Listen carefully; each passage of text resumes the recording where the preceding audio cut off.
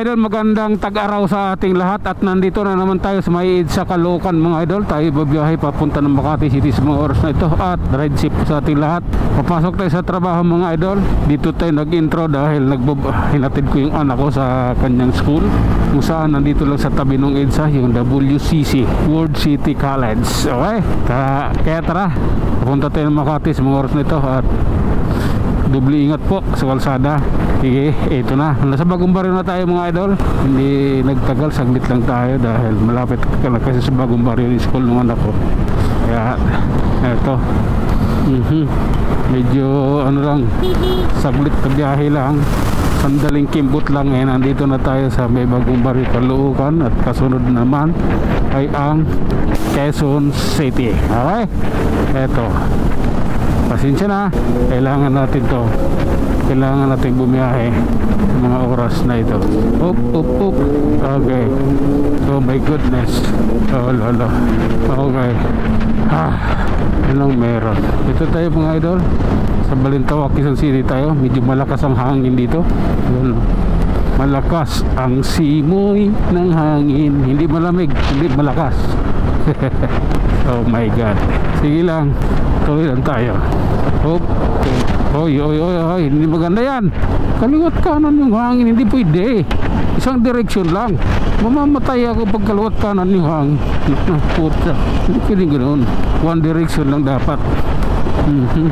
Oh lala. Ganito po kasi yun. Ayan.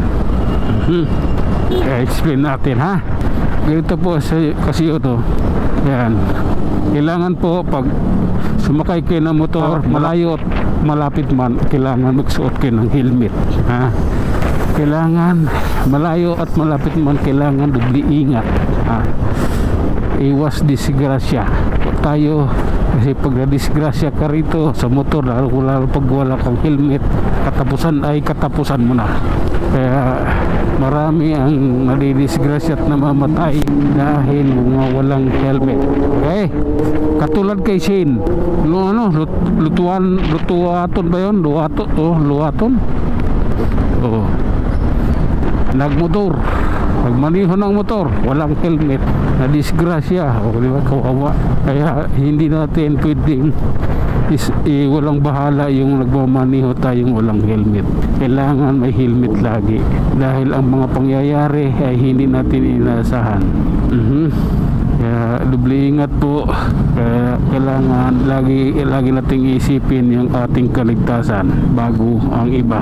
Hindi natin kailangan magyabang or sabihin ng iba na galing mo naman magmaniho ganito ganyan. Hindi natin kailangan ng ganon. Ang kailangan natin ay ligtas tayo habang tayo nagmamaniho ng anumang klaseng sasakyan. Okay? Yan po yung tapis doon. Oh lala. Oh my god. Okay. Grabe na to. Oh my god. Hindi ko yan gusto. Ngunit wala tayo magagawa. Kinakailangan sacrifice. Okay. Oh my god. Tuloy lang tayo mga idol. Ayan always have a game plan. Oh my god. Okay. Grabe na to mga idol ko. I like this. Hindi maganda to. Sabi ko butit kumabig siya kasi hindi maganda pakiramdam ko rin grabe na yarn. Okay. Oh my god. Oh lala. Nandito na tayo sa may SM City North EDSA mga idol. Kaya tara. Oh my god. Grabe na yun. Okay, hanggang dito na lang tayo mga idol. Hanggang sa muli, maraming salamat.